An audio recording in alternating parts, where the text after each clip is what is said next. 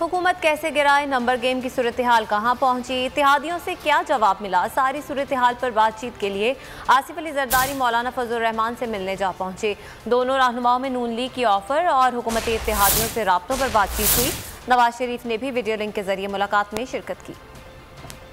Mission तहरीक अदम एतमाद इस्लामाबाद में आसिफ जरदारी मौलाना फजलुर रहमान से मिलने जा पहुंचे। दोनों रहनुमाओं के दरमियान 1-on-1 मुलाकात हुई, जिसमें तहरीक अदम एतमाद को कामयाब बनाने पर बातचीत हुई। जरदारी साहब ने मौलाना फजलुर रहमान को पेशरफ से आगाह किया। दोनों रहनुमाओं में इत्तेहादियों को साथ मिलाने, हुकूमत के वोट तोड़ने और तहरीक अदम एतमाद लाने के तरीक़ाकार और वक्त पर बातचीत हुई। हुकूमती इत्तेहादियों से होने वाली गुफ्तगू और मिलने वाले जवाब का भी जायजा लिया गया। जराये के मुताबिक आसिफ जरदारी ने कहा कि नून लीग को 20 से 22 हुकूमती अरकान ने हिमायत का यकीन दिलाया है, लेकिन नाराज अरकान को साथ मिलाने से तहरीक अदम एतमाद मुतनाज़ा हो सकती है। मौलाना फजलुर रहमान और आसिफ जरदारी इत्तेहादियों को साथ मिलाने के हक में है। आसिफ जरदारी मौलाना फजलुर रहमान और शहबाज शरीफ की मुलाकात में इत्तेहादियों से राब्तों का टास्क आसिफ जरदारी को सौंपा गया था।